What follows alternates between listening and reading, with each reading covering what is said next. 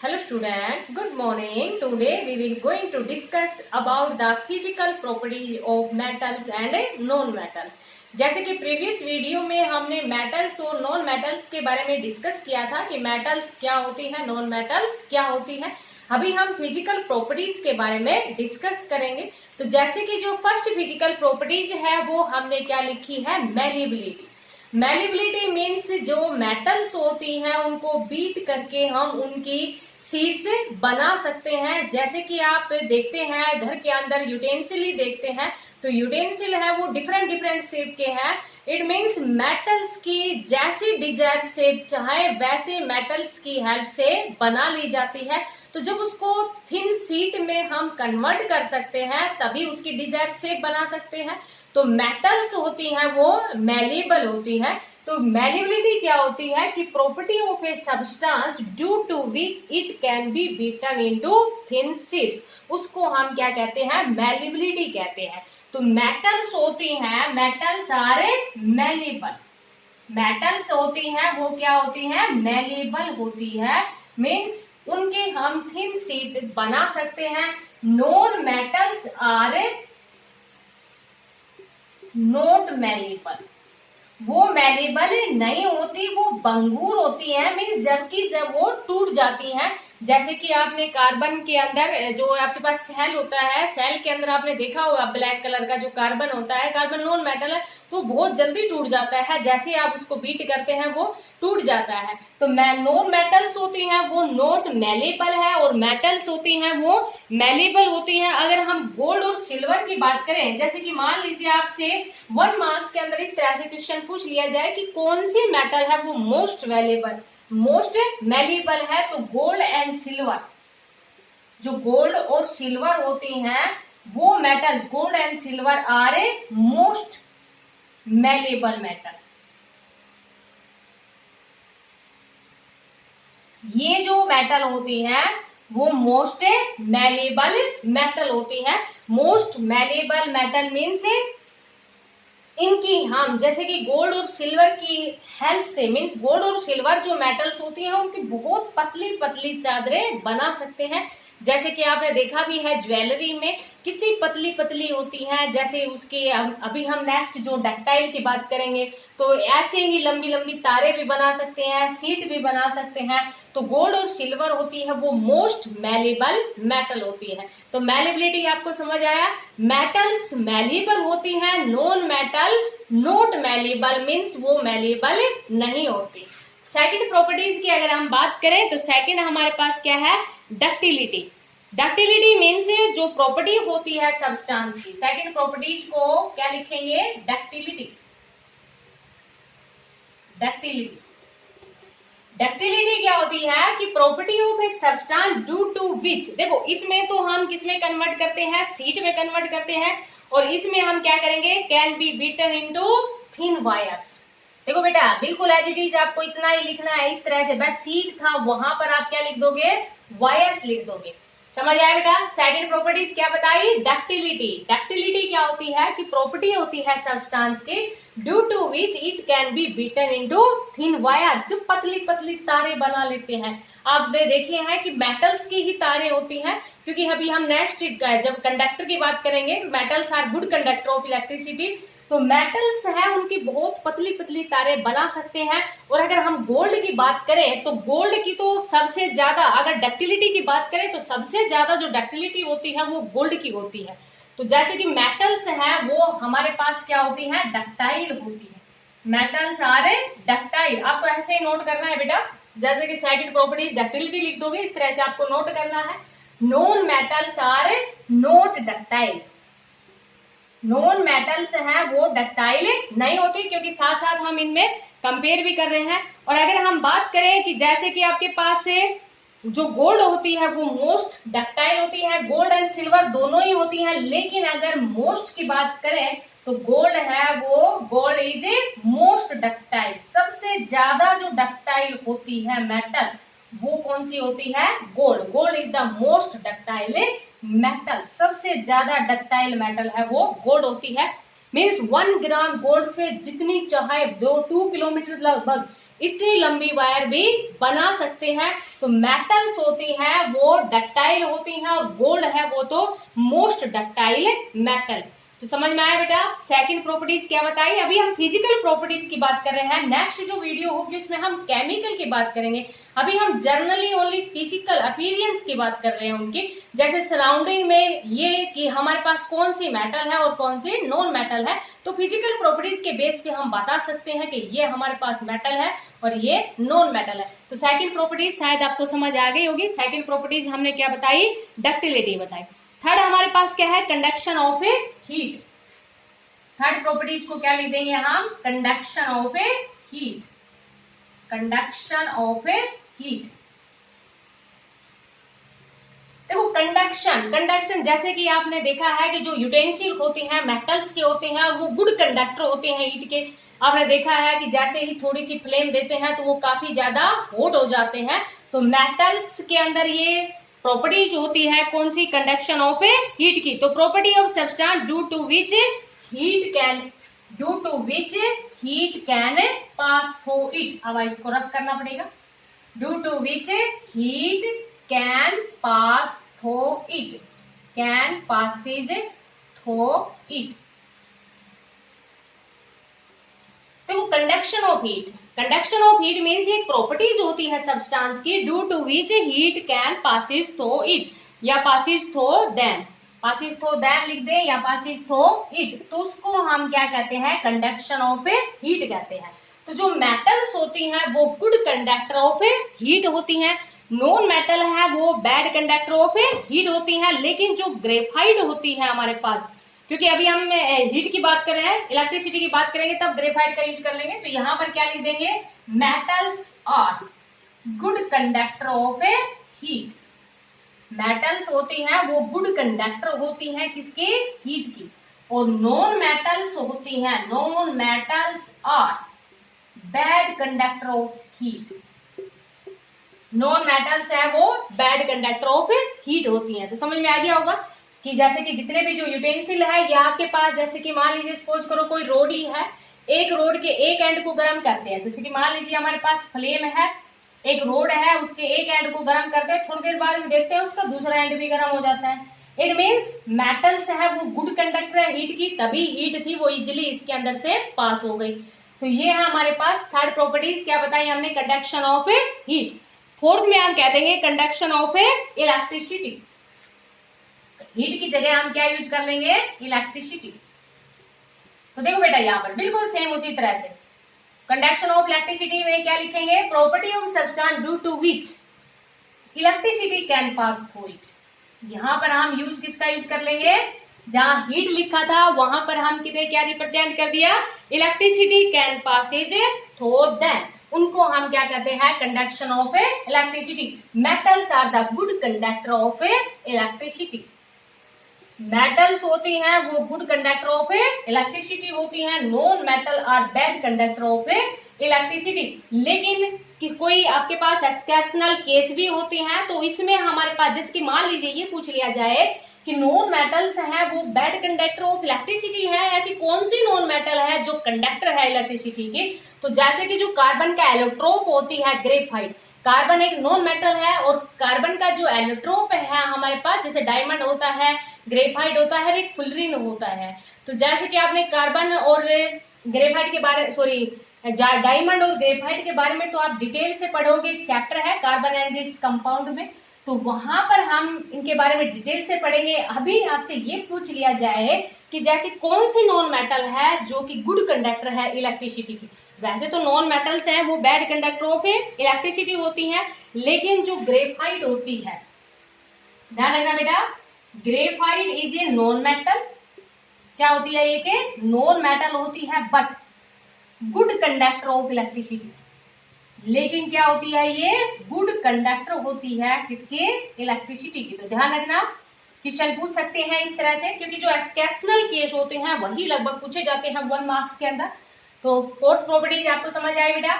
Fourth properties में क्या बताया, conduction of electricity. Conduction of electricity क्या होती है, एक प्रॉपर्टीज होती है सब्सटेंस की due to which electricity can pass through them. Metals are the good conductor of electricity और आपको जैसे प्रीवियस वीडियो में बताया था कि जैसे कि अगर सिल्वर की बात करें तो गुड कंडक्टर है इलेक्ट्रिसिटी का, लेकिन वायर सिल्वर की इसलिए यूज नहीं करती क्योंकि वो प्रीसियस मेटल है, काफी ज्यादा कॉस्टली मेटल होती है, तो वायर उसके इसमें वायर के लिए यूज नहीं करते। वायर के लिए हम कॉपर, एल्यूमिनियम इनका यूज करते हैं, तो वो भी हमारे पास गुड कंडक्टर है इलेक्ट्रिसिटी की।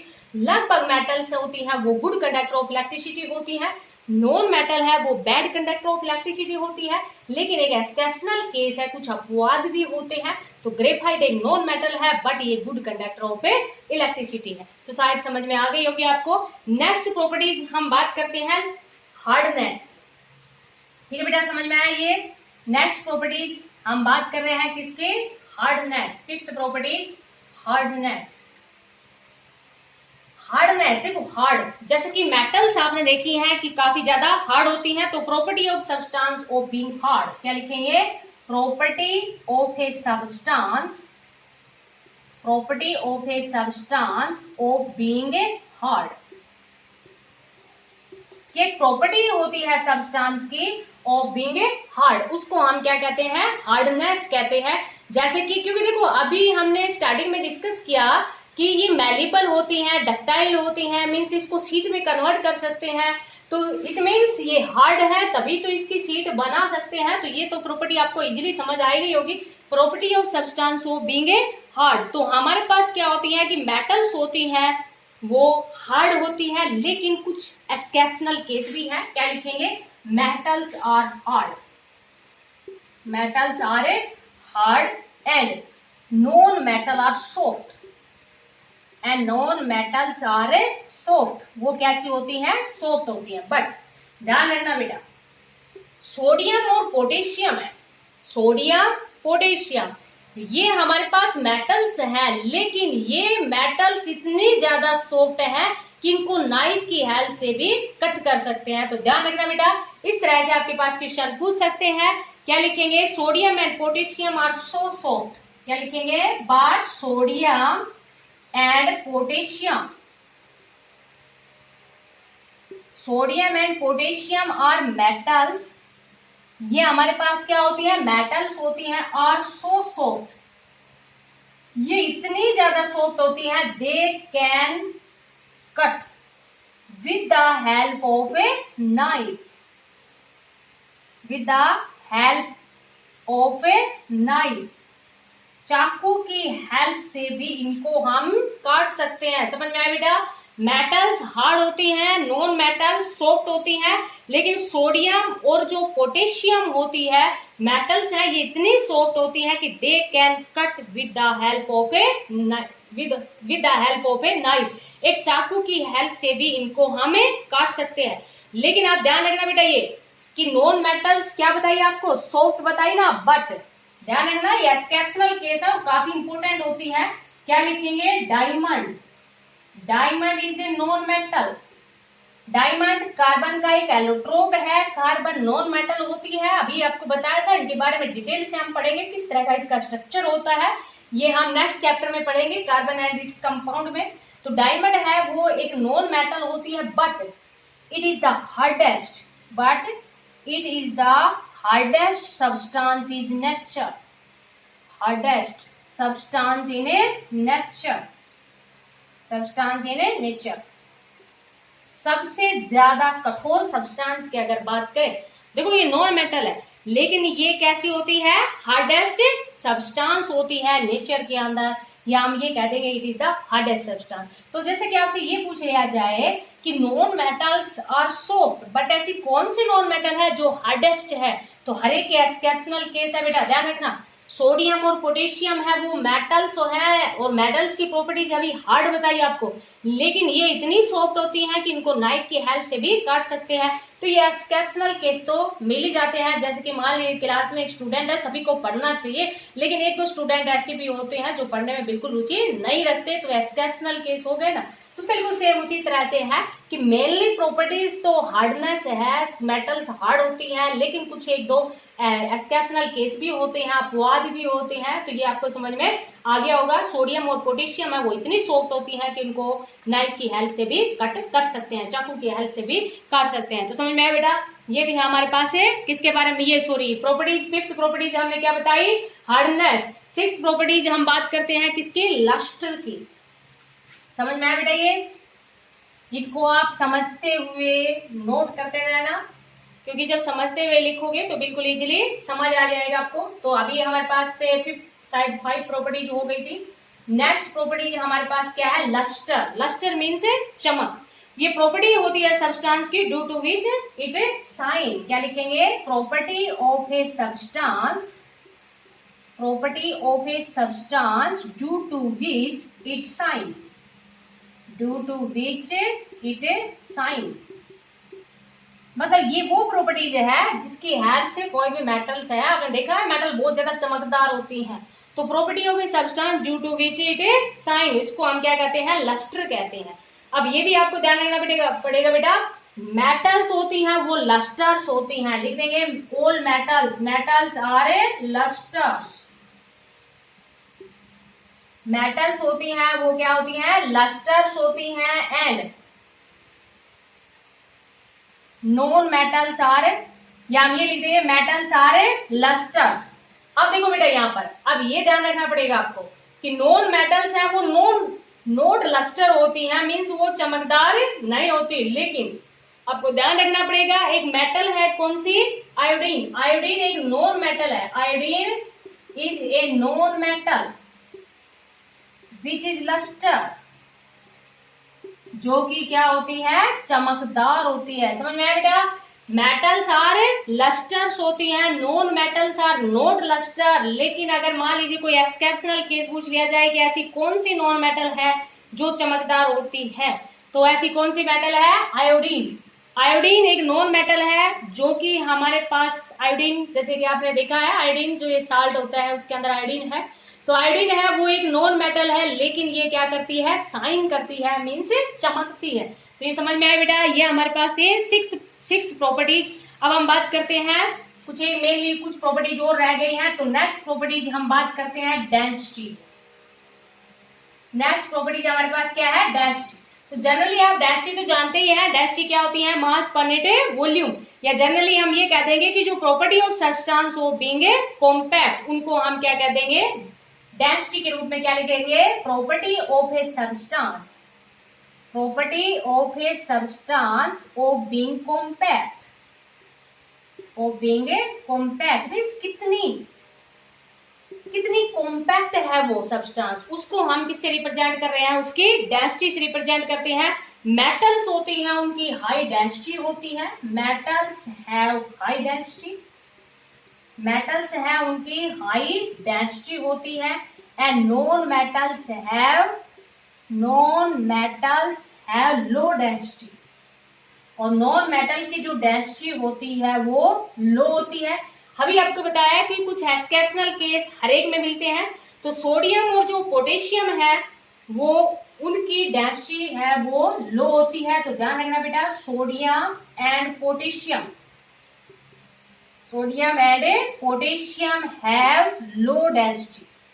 अभी क्या बताया कि डेंसिटी इनकी हाई होती है, लेकिन जो सोडियम और पोटेशियम है उनकी डेंसिटी लो होती है। इसी तरह से आपके पास अगर हम बात कर लें किसकी, ग्रेफाइट की बात कर लें, सॉरी ग्रेफाइट नहीं, डायमंड, डायमंड की बात कर लें तो diamond is a non metal, diamond है वो क्या है, non metal, but it have high density, लेकिन इसकी डेंसिटी हाई होती है। समझ में आया बेटा, अब देखो साथ साथ करवा देते हैं ताकि आपको ध्यान भी रह जाए। डेंसिटी के बारे में बताया, डेंसिटी मींस कोई बॉडी कितनी कॉम्पैक्ट है, मास पर यूनिट वॉल्यूम। देखो बेटा ये आपने पढ़ रखा है, डेंसिटी जिसको रो से रिप्रेजेंट करते हैं, मास पर यूनिट वॉल्यूम। जिसकी वॉल्यूम कम होगी वो उसकी डेंसिटी हाई होगी। वॉल्यूम मींस कितना स्थान वो घेर रही है। तो यहाँ मेटल्स होती है उनकी हाई डेंसिटी होती है, मींस वो मेटल्स के अंदर बिल्कुल क्लोजली पैकिंग होती है पार्टिकल्स की। तो मेटल की हाई डेंसिटी होती है, नॉन मेटल की लो डेंसिटी होती है। लेकिन अगर आपसे पूछ लिया जाए ऐसी कौन सी नॉन मेटल है जिसकी हाई डेंसिटी है, तो ध्यान रखना बेटा, डायमंड। डायमंड एक नॉन मेटल है जिसकी हाई डेंसिटी होती है। और अगर मेटल्स के केस में पूछ लिया जाए तो सोडियम और पोटेशियम है, वो हमारे पास सोडियम और पोटेशियम है मेटल्स है लेकिन इनकी डेंसिटी लो होती है। तो समझ में आया बेटा, ये थी हमारे पास 6th प्रॉपर्टीज। 7th प्रॉपर्टीज हम बात करते हैं melting and boiling points. Melting and boiling point, ये आप जानते ही हैं melting and boiling point. Melting point वो होता है जिसपे कोई भी सब्सटेंस है वो मेल्ट करने लग जाता है और बॉयल पिघलने लग जाता है, और जो बॉइलिंग पॉइंट होता है वो सब्सटेंस होता है, सॉरी वो पॉइंट होता है जिसपे कोई भी सब्सटेंस है वो उबलना स्टार्ट कर देता है। तो अभी हम लास्ट प्रॉपर्टीज हमारे पास हमने क्या लिखी, मेल्टिंग एंड बॉइलिंग पॉइंट। तो temperature at which a substance melt और बॉयल, सिंपल सी बात है, temperature at which any substance या a substance melt or boils, वो टेम्परेचर जिसपे कोई भी सब्सटेंस मेल्ट या बॉईल करता है उसको हम क्या कहते हैं, उसका मेल्टिंग एंड बॉइलिंग पॉइंट कहते हैं। अब देखो हमारे पास क्योंकि मेटल्स होती हैं वो अभी आपको बताया कि उनकी डेंसिटी हाई होती है, और जब डेंसिटी हाई है इट मीन्स उनका मेल्टिंग और बॉइलिंग पॉइंट भी काफी ज्यादा हाई होता है। अब देखते हैं कि मेटल्स को बहुत ज्यादा टेम्परेचर देते हैं तब जाके उसका मेल्टिंग पॉइंट आता है। तो metals have high melting and boiling point, क्या लिखेंगे, metals have high melting point and boiling point, short में लिख दिया बेटा, ध्यान रखना। Metals have high melting and boiling point, non metals have low density की जगह बस ओनली क्या लिखना है, melting point and boiling point. समझ में आया बेटा, मेल्टिंग एंड बॉइलिंग पॉइंट एक वो टेम्परेचर होता है जिसपे सब्सटेंस को भी मेल्ट या बॉईल करता है। मेटल्स होती हैं उनका हाई, दो बार लिख दिया ये, high melting and boiling point, non metals होती हैं उनका low melting and boiling point होता है। बिल्कुल सेम उसी तरह से बेटा ये इसका एक्सेप्शनल केस है, बिल्कुल डेंसिटी से रिलेट करना है इसको, कि sodium and potassium have low melting and boiling point. आप कंप्लीट लिख लेना इसको, melting point and boiling point. Diamond is a non metal but it have a high melting and boiling point, क्योंकि देखो ये डेंसिटी से रिलेट कर रहा है बिल्कुल। अगर जिसकी डेंसिटी हाई इट मीन्स उसका melting and boiling point high, जिसकी डेंसिटी लो इट मीन्स उसका मेल्टिंग एंड बॉइलिंग पॉइंट लो। तो ये समझ में आया बेटा, मेल्टिंग एंड बॉइलिंग पॉइंट। जैसे कि इसमें आपके इस तरह से 1 मार्क्स में किसी भी प्रॉपर्टीज पे कोई भी क्वेश्चन है वो पूछा जा सकता है। अब हम बात करते हैं state at a room temperature, ये थी हमारे पास 7th प्रॉपर्टीज। अब हम बात करते हैं किसके, उसके 8th प्रॉपर्टीज। 8th प्रॉपर्टीज हमने किसकी बात कर लेते हैं, स्टेट की बात करते हैं। स्टेट में आप जानते हो ना, solid liquid and gas. State at a room temperature, कि जो रूम टेम्परेचर होता है उसके ऊपर स्टेट कैसी होती है। मीन्स मेटल्स है वो सॉलिड होती हैं, आपको पता ही है। नॉन मेटल्स है वो सॉलिड लिक्विड एंड गैस हो सकती हैं, मीन्स सॉलिड में भी हो सकती हैं, लिक्विड में भी होती हैं और गैस में होती है। तो state at room temperature means state of substance eight a room temperature. क्या लिखेंगे, state of a substance eight a room temperature. कि रूम टेम्परेचर का मतलब जानते हो ना बेटा, जैसे कि मान लीजिए आप ये रूम है, इसका जो टेम्परेचर कितना है ये क्या कहलाता है, रूम टेम्परेचर। जैसे हम जो उसको टेम्परेचर देंगे फिर वो आपके पास वो टेम्परेचर होगा जो टेम्परेचर हम देते हैं। जनरली जब कोई भी टेम्परेचर नहीं दिया जाता उस टेम्परेचर को क्या कहते हैं, रूम टेम्परेचर कहते हैं। तो अभी हमने क्या लिखा, state at room temperature, state of a substance eight a room temperature. तो मेटल्स होती हैं वो, उनका मेटल्स होती हैं वो सॉलिड होती हैं, नॉन मेटल्स हैं वो सॉलिड लिक्विड और गैस हो सकती हैं। तो क्या लिखेंगे, metals are solid, metals are solid, non metals are solid liquid and gas.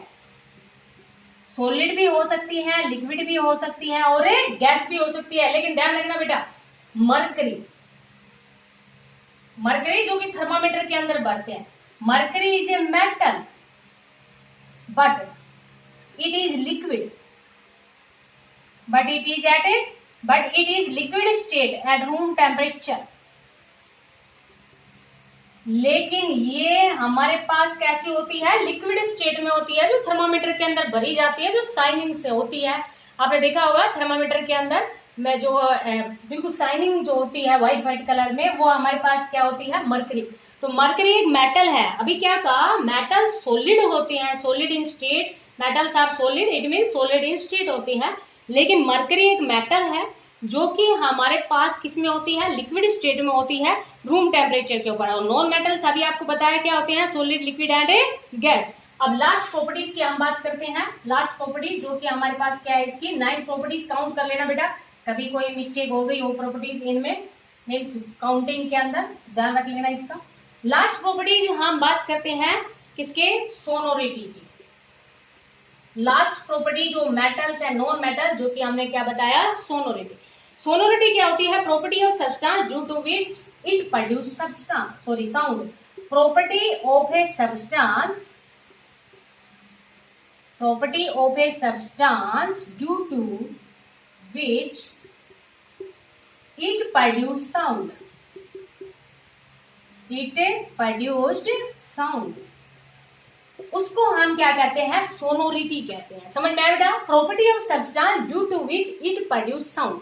जैसे आपने देखा होगा कि कोई भी आपके पास जैसे यूटेंसिल ही है, कोई भी यूटेंसिल आपके हाथ से गिर गया तो काफी ज्यादा आवाज करता है, या जैसे स्कूल बैल ही है, स्कूल बैल जैसे हम स्ट्राइक करते हैं तो काफी ज्यादा आवाज है वो प्रोड्यूस होती है उसके द्वारा। तो metals are sonorous, metals are sonorous, या metals have sonority properties. Sonority properties means metals होती हैं वो कैसी होती हैं, सोनोरिटी प्रॉपर्टीज होती हैं उनके अंदर। और नॉन मेटल्स हैव नोट, आगे बेटा सेम लिख देना, सोनोरिटी प्रॉपर्टी। तो समझ में आया बेटा, property of substance due to which it produce sound, इसको हम क्या कहते हैं, सोनोरिटी कहते हैं। मेटल्स है वो काफी ज्यादा साउंड प्रोड्यूस करती है, इसीलिए जैसे कि मान लीजिए आपने कोई भी लगा लेना, कोई भी मेटल, जैसे मान लीजिए ये मेटल है, इसको स्ट्राइक करते हैं तो देखो काफी ज्यादा साउंड है वो प्रोड्यूस होती है। तो ये थी हमारे पास properties of metals and non metals. तो ये आपको जब भी अगर मान लीजिए इस तरह से कोई भी वीडियो है, हर एक वीडियो में नहीं बोलेंगे इस तरह से बार बार में, तो आप इनको अंडरस्टैंड करते हुए फिर नोटबुक में नोट कर लेना, शायद आपको समझ में आएगी होगी। और अगर मान लीजिए कोई भी एक बार में समझ में नहीं आती तो आपके पास वीडियो होती है, आप जब चाहो उनको देख सकते हो। और यहाँ पर इसको इस तरह से आपके पास समझते हुए आपको नोट करना है। तो ये थी हमारे पास physical properties of metals and non metals. आपको कितना समझ आया ये कमेंट बॉक्स में आप जरूर लिखना, और लाइक और सब्सक्राइब करना चैनल को। Thank you, have a nice day.